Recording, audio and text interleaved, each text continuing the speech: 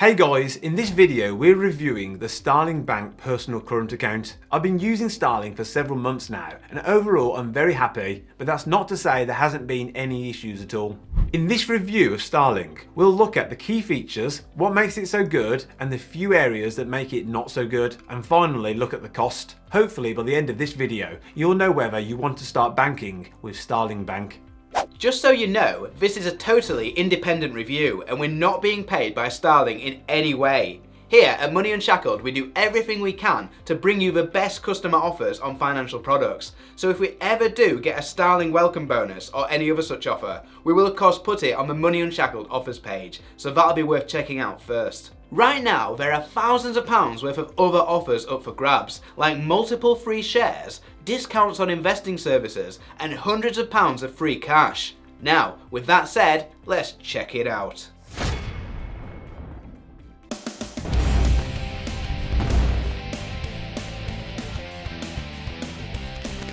What is Starling Bank?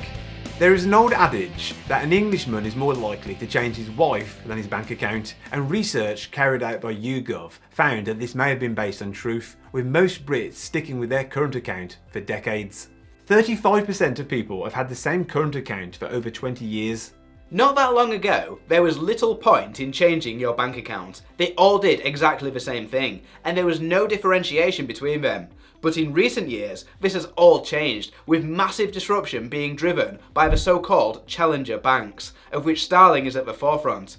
Now, there is every reason to change your bank. Starling Bank is an award-winning, fully licensed and regulated bank, and in their own words, it's built to give people a fairer, smarter and more human alternative to the banks of the past. They offer a range of accounts including personal, business and accounts for children. You will of course be protected by the Financial Services Compensation Scheme, which protects up to £85,000 of your cash. Starling was founded in 2014 and were voted Best British Bank in 2018, 2019, 2020 and 2021.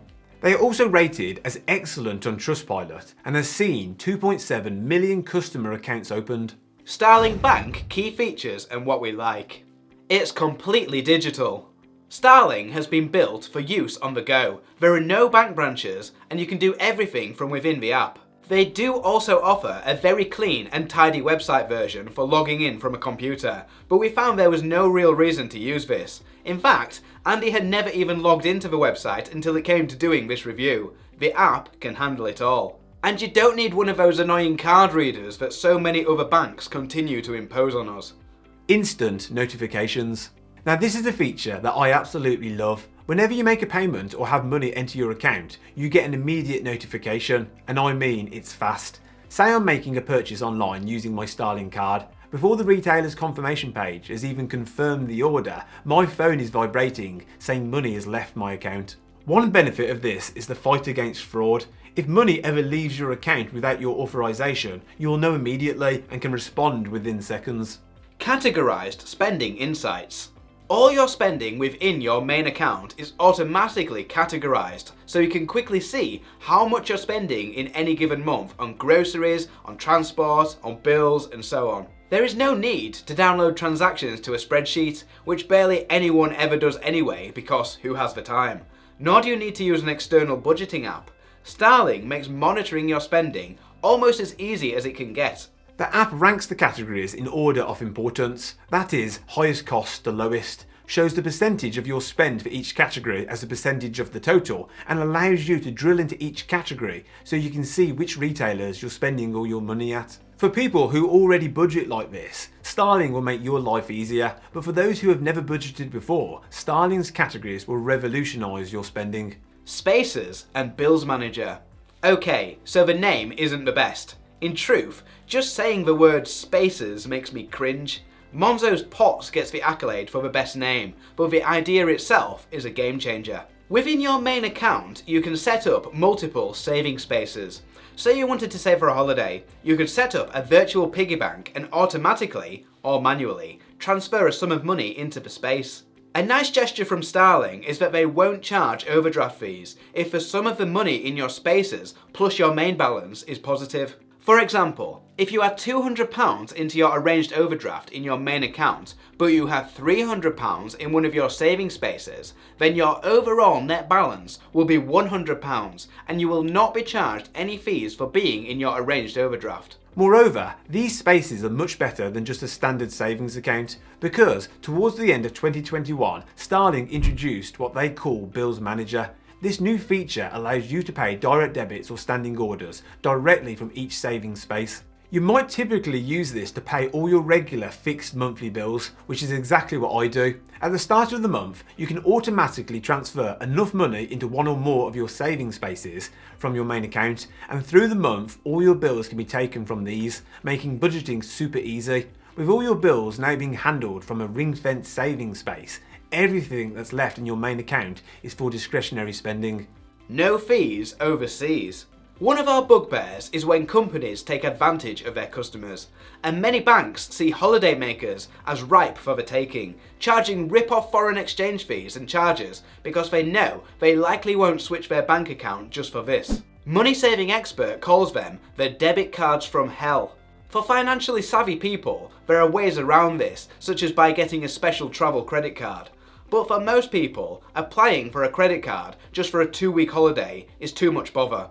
Decent banks like Starling have done away with nasty fees. They won't charge you for adding money to your card, withdrawing cash from an ATM abroad, or spending transactions on your card. You get the real exchange rate provided by MasterCard. It's also worth noting that when shopping online, some websites price their services in foreign currency like US dollars. So with Starling, you can rest assured that you're paying what you expect. Roundups. This is a feature we personally would never use, as we think saving should be intentional and planned, but we accept that many people like the service. Roundups will automatically round your spending up to the nearest quid and put that spare change in a space. We tested it on Starling for the purpose of this review, and it works well. As soon as the transaction takes place, the change is instantly taken and put aside. Connected card. If you need someone to spend on your behalf, such as a childminder, a carer, or even just a friend, maybe you're disabled and someone does your shopping for you, you can give them a card that is assigned to one of your spaces.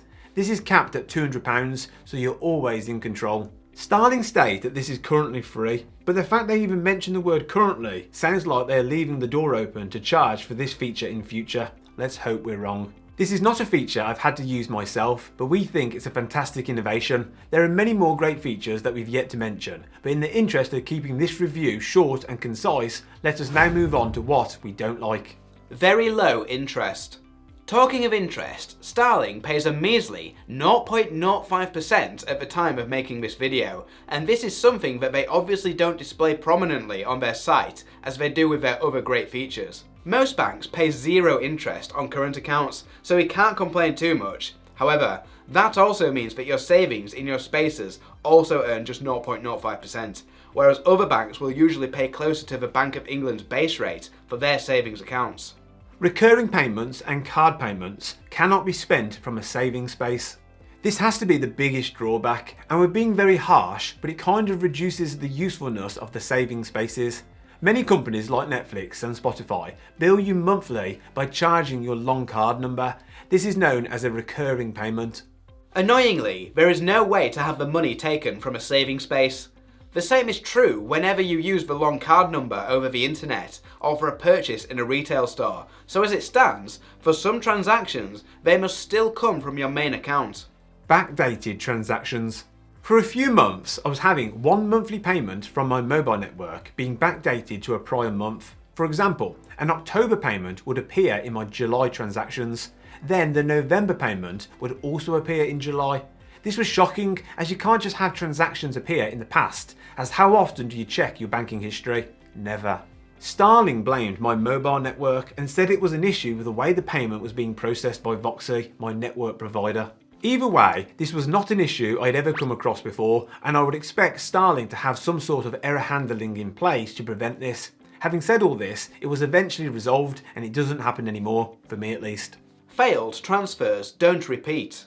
Our final complaint is that automatic transfers between your main account and a space that fails due to lack of funds are not reattempted later in the day, nor is the timing adjusted for bank holidays. For example, say you have £1,000 sent on a monthly basis from your main balance to a space for your bills, but first you're relying on your salary to arrive in your main account. Due to a bank holiday or even a weekend, your main account has not received this money, so the automatic transfer to your bills space fails. Unless you are vigilant, your bills will start bouncing as there is no money within this space. How much does a Starling Bank personal account cost? All the features we've discussed so far, incredibly, are free. This might be the most feature-packed banking app there is that doesn't charge for most of what they offer. For many people, they will never need to pay a dime to Starling, but there are some other features that they do charge for. Oddly, they charge £2 per month for a child's account that is linked to yours. It's a cool feature to offer, but it doesn't seem logical or fair to charge for children's banking. I can't say we're experts on child accounts, but my daughter's bank account is with Santander and is fee-free, and we suspect most other banks would be too. What is probably Starling's biggest money spinner is the interest charged on overdrafts, but having said this, they seem quite reasonable compared to the rest of the market. They charge interest rates of 15%, 25% and 35%. Presumably, the higher risk you are considered to be, the more they will charge. One feature we didn't mention earlier is international money transfers. We suspect most people will never need this, but it's very handy if you do. For this they charge just 0.4% plus a flat fee depending on the currency. This can be as low as 30p. So, that wraps up the review. Let us know down in the comments what you like and dislike about Starling, and if you're still unsure, feel free to ask us any questions. We do our best to answer as many as we can. Thanks for watching! On this channel we'll talk a lot about personal finance, investing in all things money, and if you want to see more great content, please click the subscribe button below. This is MoneyUnshackled.com. See you next time.